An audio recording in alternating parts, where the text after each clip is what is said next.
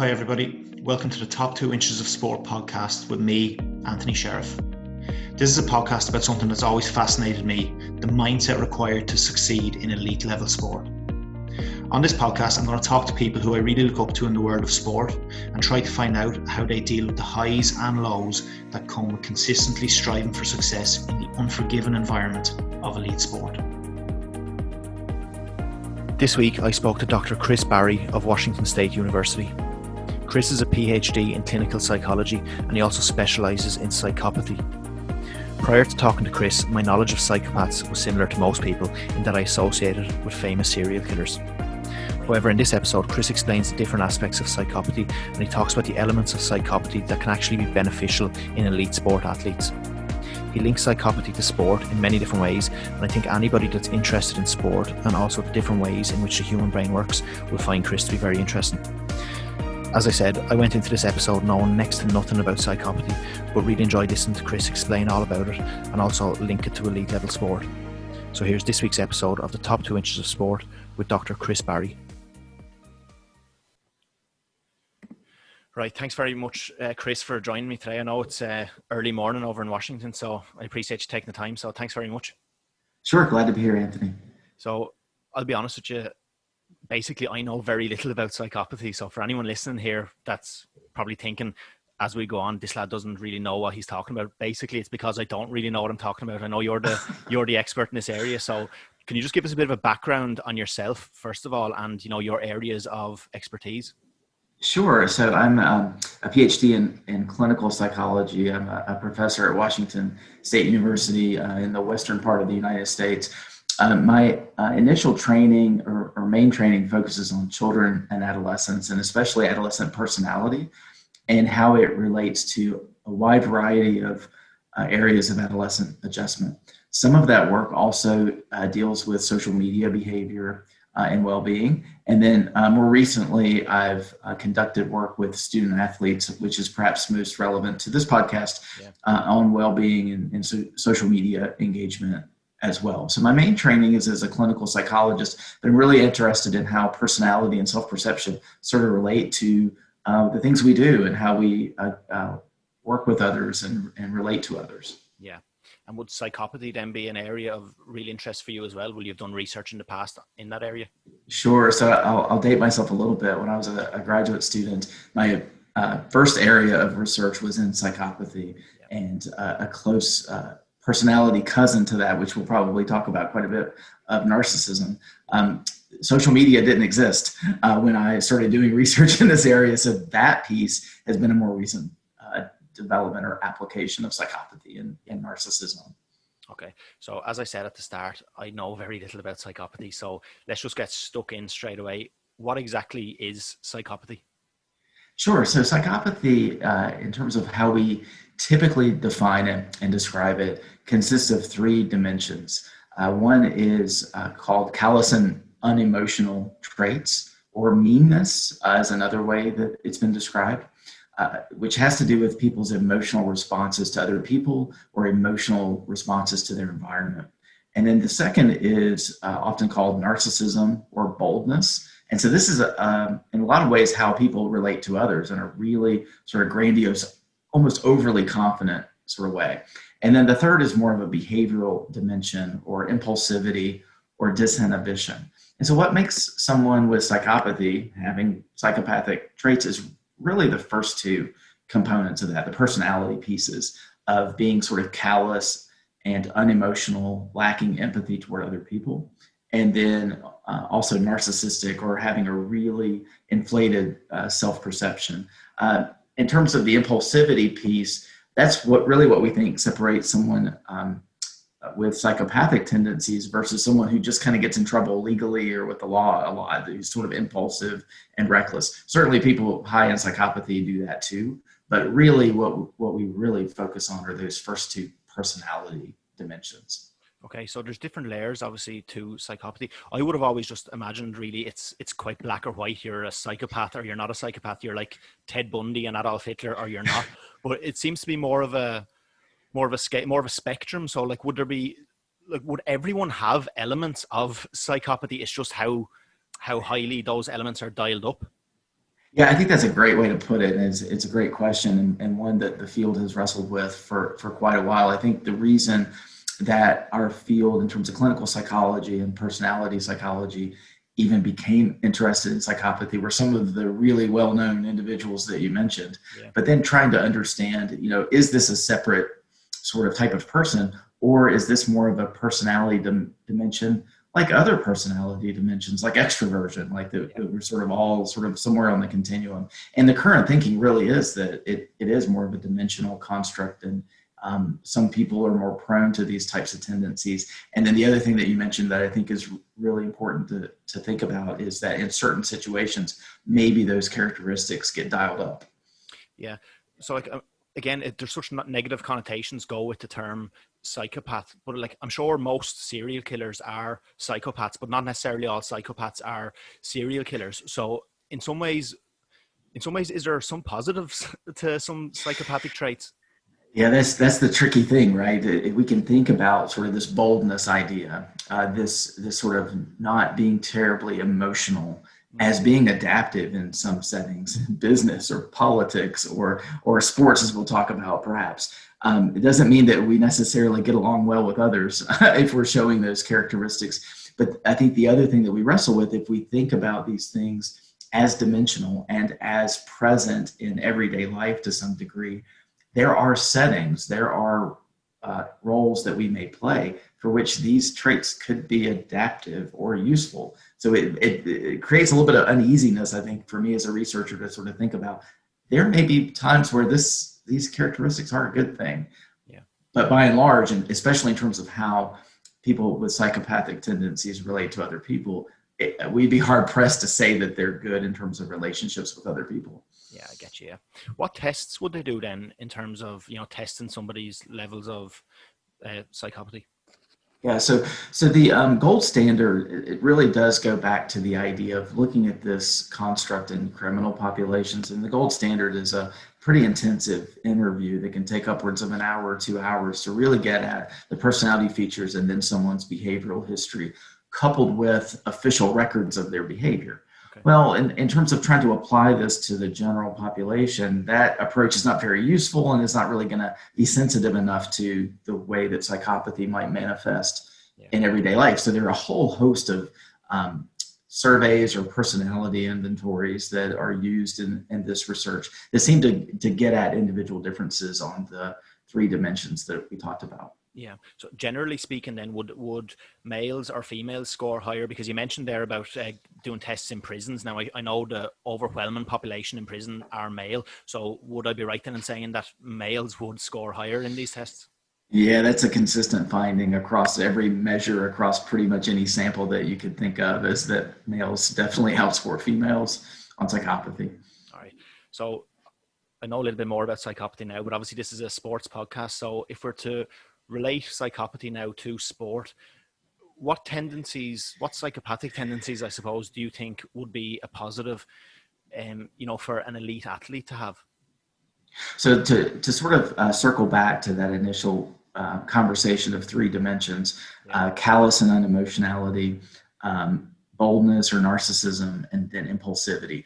Impulsivity or recklessness is probably not going to be very conducive to athletic performance at a high level. There may be some sports out there where recklessness is a good thing, but I really tend to sort of hone in on the first two, the callousness and unemotionality. So if you think about that, and we think about, like, it's probably natural for a lot of us to experience performance anxiety in terms of approaching an athletic event, right? So to not wrestle with that as much, to not struggle with that as much, could be a good thing, right?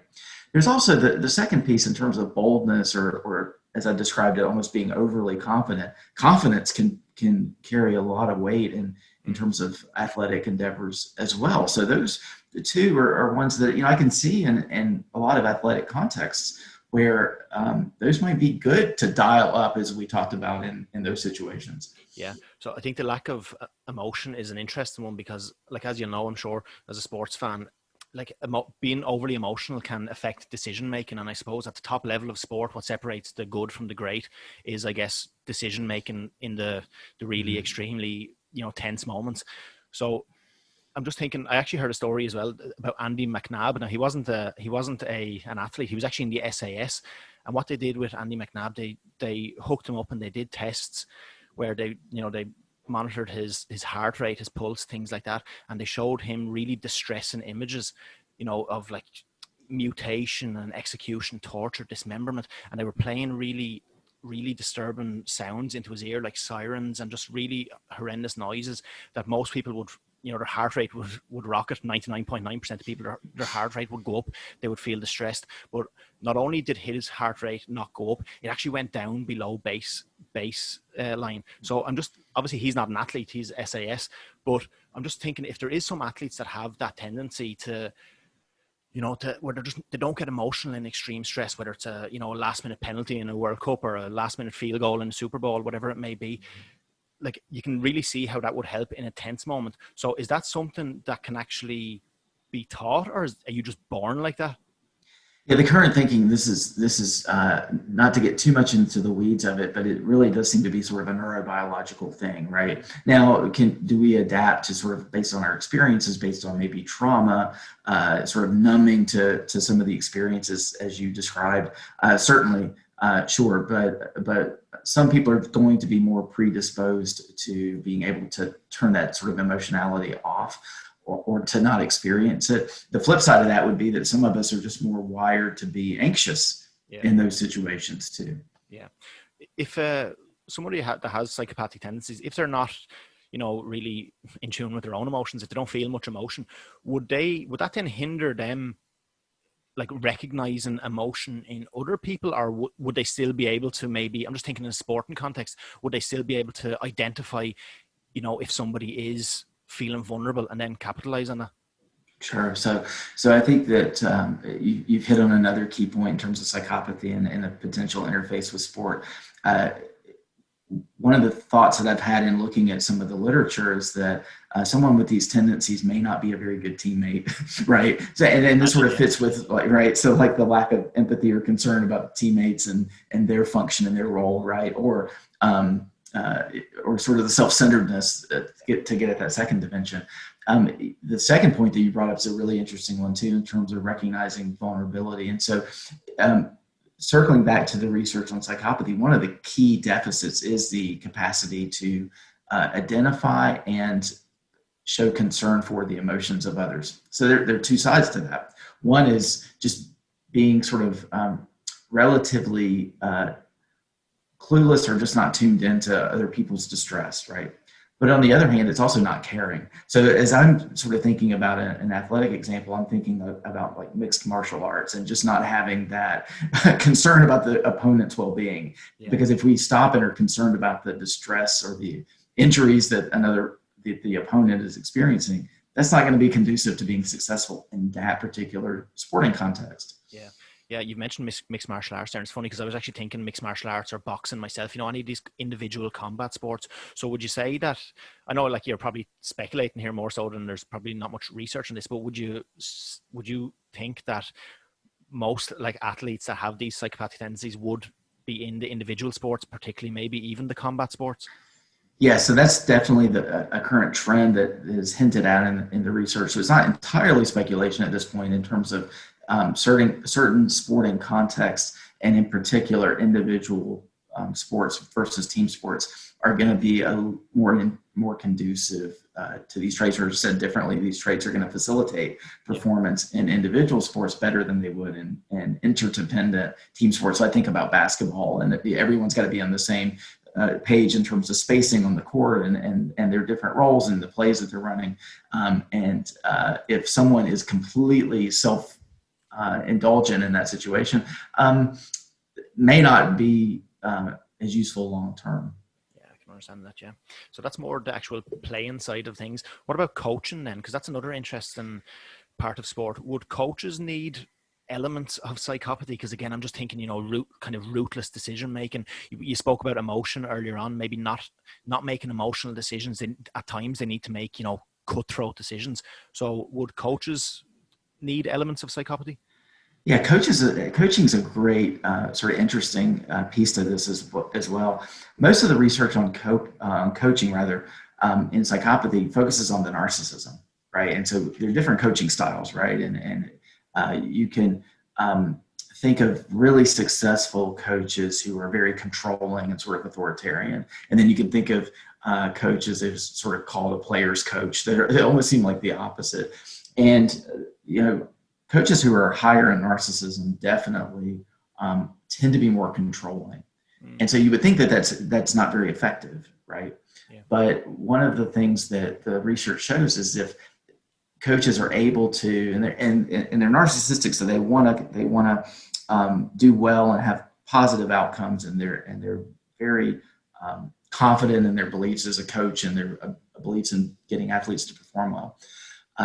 And so that then their way of doing that might be to be very controlling of their athletes. But if they're really empathic, so they do have that sort of emotional recognition of their athletes, they're concerned with their well-being, then the controlling approach tends to go over better for athletes. So in other words, the athlete says, this coach really pushed me hard, really was controlling, but they cared about me, or they made me better, versus a coach who's narcissistic and is controlling and pushes athletes to work through injuries and play through injuries and doesn't care about the athlete's well-being. That's a coaching context where that same sort of approach without the empathy toward athletes is going to not be very effective. Yeah. In terms of the sort of the crucial moments of the competition, as you described, like these sort of emotionless situations, we can easily see where a coach whose emotions are getting the best of them is going to be ineffective. And just anecdotally, we can think of situations maybe on a big sporting stage where a coach has gotten emotional and things just sort of go out of control from there. Yeah. No, it's interesting you said that because, again, I don't know much about American sports now. I don't know if you follow any sports over in Ireland or the UK, but I'd be a big football fan. So in the English Premier League and soccer, like Jurgen Klopp is the manager of Liverpool, and he would be very empathetic. He'd be known as a very good man manager, but I'm sure he can go cold in the big moments as well. So that's why I find the coaching part very, very interesting, because like we spoke about at the start, like there's different traits. It's almost like the dials that you have at different levels. It seems like coaches more so than players need to find that proper balancing act, don't they?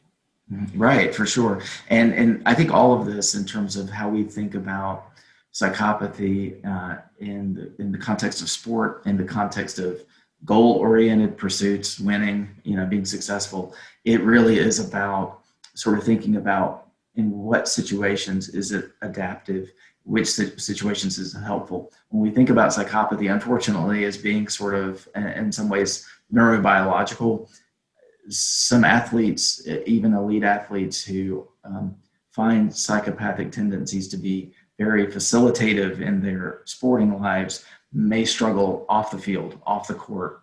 Yeah.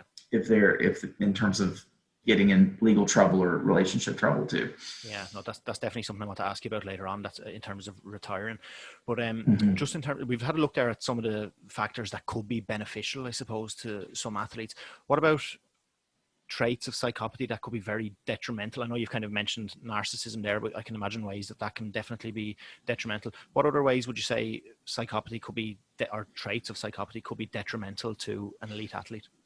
Yeah, the one that I would say for sure is the impulsivity and recklessness, right? So if you think at the elite level, there's a lot of preparation that's gone into competing, and to make impulsive decisions or sort of reckless decisions, it almost wrecks all that training that's gone into that moment. So that would be definitely the one. And then the other is, some sports require cooperation with teammates. So those are not, and I'm overgeneralizing a little bit, but those are not going to be as a good of a fit for someone with these tendencies as an individual sport. And then there's even been some research, even in individual sports like track and field, about where these tendencies may be a better fit. Is it sprinting or is it distance running? And the idea, at least in terms of the boldness, is the sprinting, because it just requires this sort of this quick burst of confidence and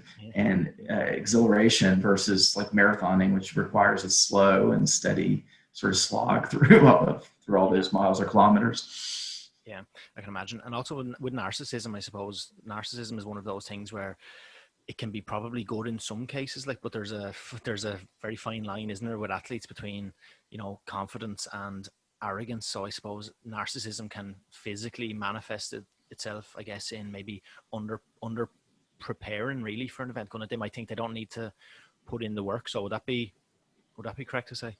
Yeah, there's definitely there are, I think, situations where that's going to interfere with the preparation, as you said, the overconfidence, right? And sports, and this is probably some of what we like about sports. It's probably loaded with those examples in history where a team that's favored or an individual who's favored got overconfident and got surprised I'd say, as a researcher in this area, I'd say, yeah, their narcissism got the best of them. I know it may have been other things, but it's true, isn't it? Like you mentioned MMA and boxing before as well. How many times do you see that in boxing? Someone on the rise, and I mean, their preparation is immaculate, and the minute they're kind of top of the world, they just feel almost invincible, and you can almost see the moment it happens, the preparation just drops slightly, and all of a sudden they kind of come crashing down to earth. So actually, just talking to you now, actually, combat sports is a very, very interesting one in relation to all of this, really, isn't it? Yes, absolutely. As you were describing that, and I don't know if your listeners will remember this specific example, but it's if it helps to sort of illustrate the point, it's the Mike Tyson Buster Douglas from about 30 years ago. Yeah, absolutely. Probably the most famous. Yeah. So I said there a moment ago, I wanted to talk to you about when athletes retire. So if an athlete retires, and let's just say he or she is a very successful athlete, and they have got, traits of psychopathy, and those traits might be things that we really love about them while they're competing. So they might be ruthless, they might be, win at all costs. Now that's brilliant when they're competing, but then all of a sudden, if they have to retire, they still have the same personality. So they still have those same personality traits, but they don't necessarily have the competition anymore. So they don't have the avenue to channel those personality traits anymore. They just have to go and live in a normal society where that mightn't, those traits might manifest them in a way that isn't very good in a regular society. Right. So is this something that do you think will be common within top athletes that do have these traits once they retire? I think it's definitely something that's gotten more and more attention, definitely over here in the United States with former NFL, American football players. And certainly a big part of that is concern about brain injury and repeated concussions as a mechanism for changing personality or mental health and well-being.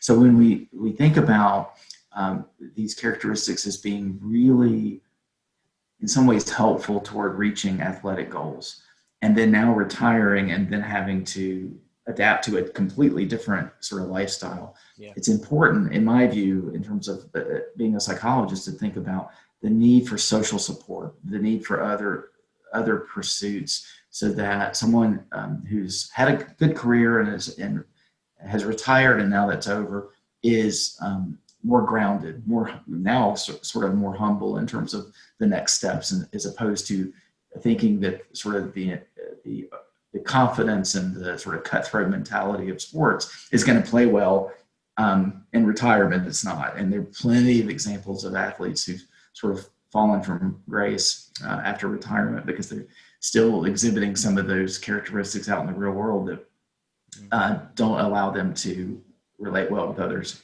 Yeah, there's some examples of top athletes retiring and becoming very successful businessmen as well, and I'm sure that's just them putting that energy into and those traits kind of manifesting again, just in a different field. So you mentioned there as well about the American footballers. That was interesting. The brain injury. Now I'm not a big American football fan. I don't watch it, but I have heard a lot about the brain injury that goes on there. So these psychopathic traits, are these things that, I know you're saying that a lot of the time you're born with them or you're not, but can they get heightened dramatically through physical trauma, like on a football pitch? I don't know of any definitive. That's a super great question. I don't know of any definitive research that sort of connects those dots. I think that one of the things in terms of CTE is the repeated concussion syndrome. It sort of spells out is just a lot of shift in emotional processing, right? Yep. So that really loved ones who are picking up on something's changed, but they're not really able to connect with the person. And I'm thinking about some extreme, but unfortunately fairly common examples of suicide in former football players who've post-mortem have been diagnosed with CTE. And so just trying to understand what the mechanism is there that's really having a negative mental health effect. We think it's far beyond just the applause is gone, the lights have dimmed.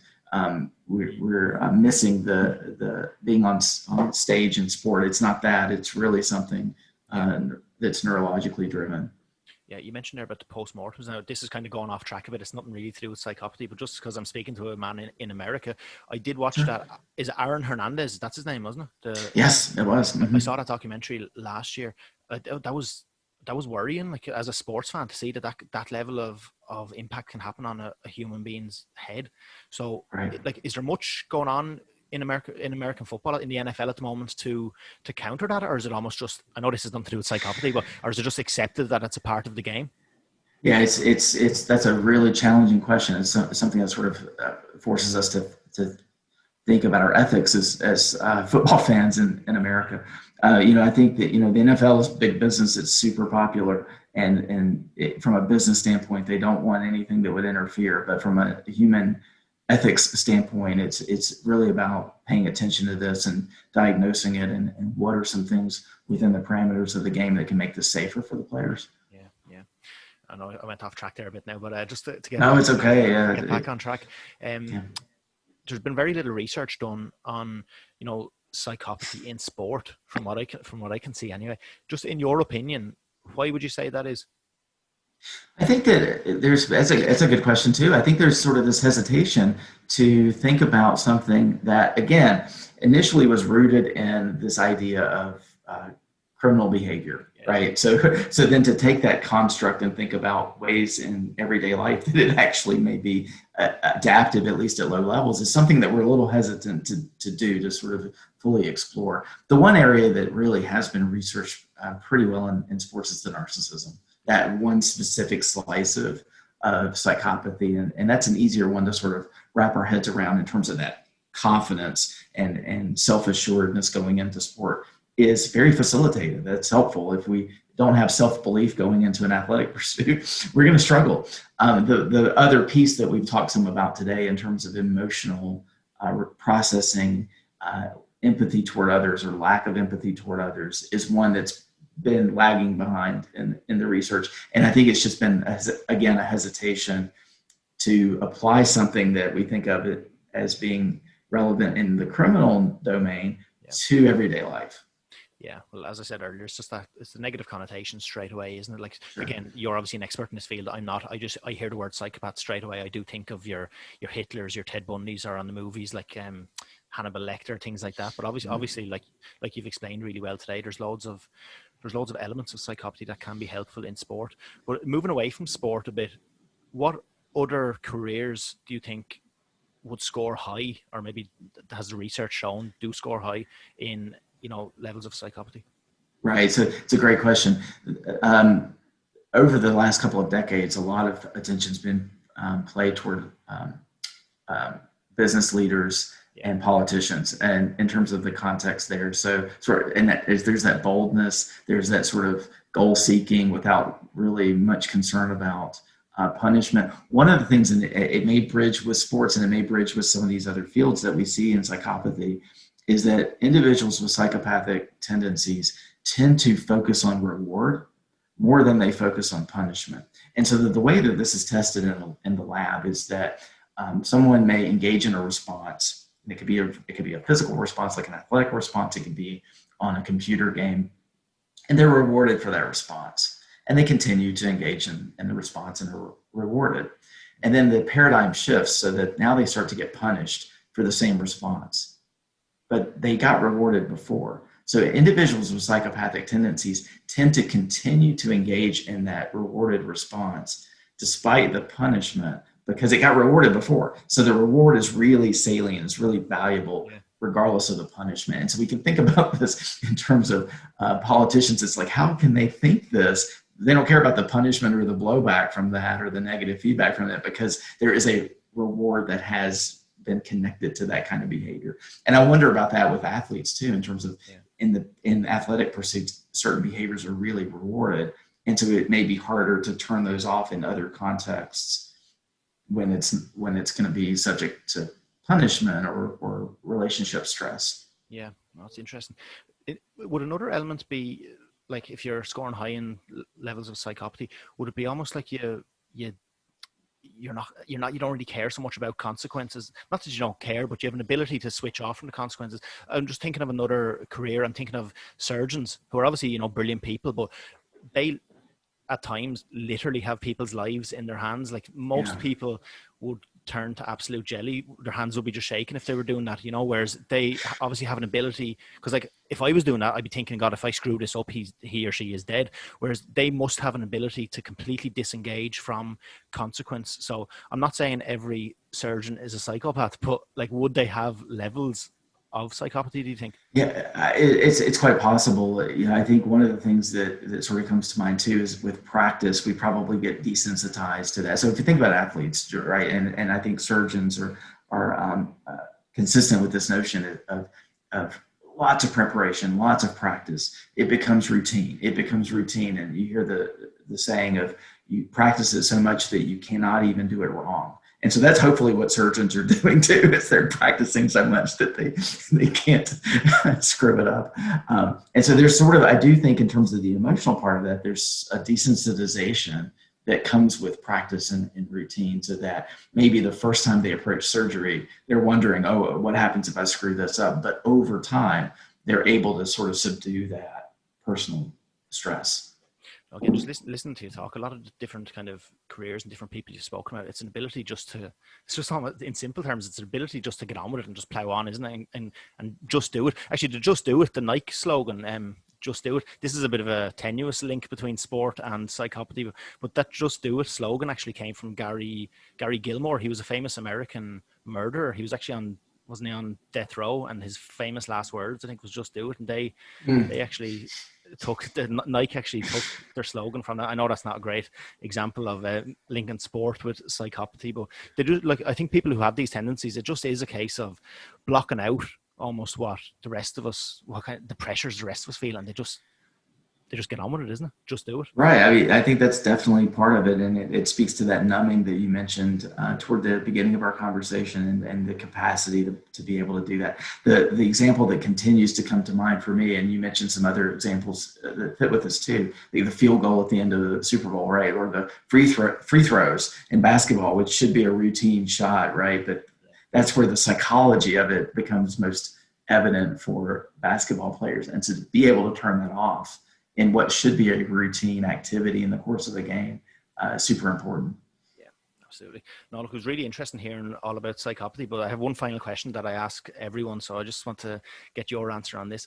If you could pick one athlete in the history of sport, from any sport, that you admire most from a mental point of view, now this doesn't even necessarily have to link with psychopathy, this can just be as a sports fan, that you admire most from a mentality or a mindset point of view, who would you pick and why? I love the question, and I think I have to. Part of it's my generation. Part of it is growing up close to North Carolina.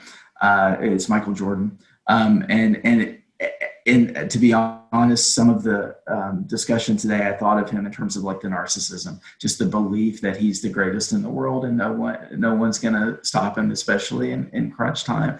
And I don't know if you happened to see the documentary last year on the Chicago Bulls, and it didn't mean that he was the best teammate all the time, but it was all about trying to be successful as a team and sort of secure his place and as the greatest player in the world. And so there's definitely a lot of admiration there, just in terms of the skill level, but also in terms of just consistently being able to produce in crunch time.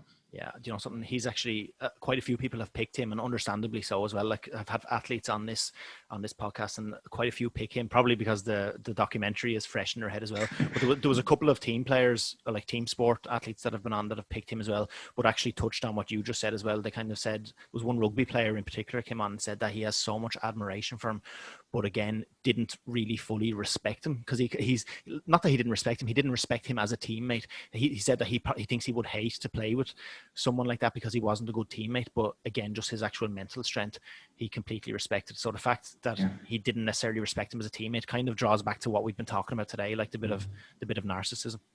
Yeah, and I've thought about that too. What the pressure to be a teammate must be, the expectation, and to circle back to what we talked about with coaching, if you want to think of him as a coach on the floor, so to speak, being controlling and pushing his teammates really, really hard, could make the team more successful. But what would enable that to work would be if he actually cared about his teammates. And I think at some level he did, but they were sort of this idea of they're all in this together to try to be successful. And I'm basing these judgments on sort of the media portrayals of him too. So we don't really know what it was like behind the scenes.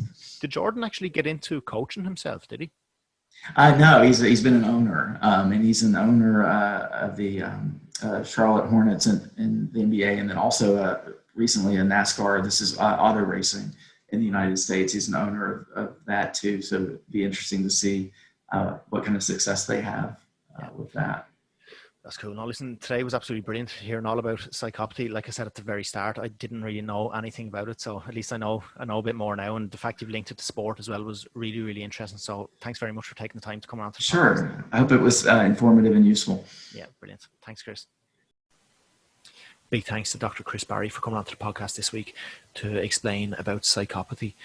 As I said to Chris at the start of the episode, I know very little about psychopathy, or I certainly knew very little about psychopathy prior to talking to Chris, but it was a subject that I was interested in because I could see how it could be linked to elite sport. Obviously, we do always think about, the really negative stories when we hear the word psychopath. We think about the criminals and the murderers that we've all seen on television, but there is elements of psychopathy that I could recognize in top athletes. So I did want to get an expert in that field onto the podcast to, just to discuss the actual link between elite sport and psychopathy. So I feel like Chris did a really good job of explaining that. So again, thanks very much, Chris, for taking the time all the way from Washington. So thanks a million. And thanks everyone for watching as well. And I'll be back next week. Cheers.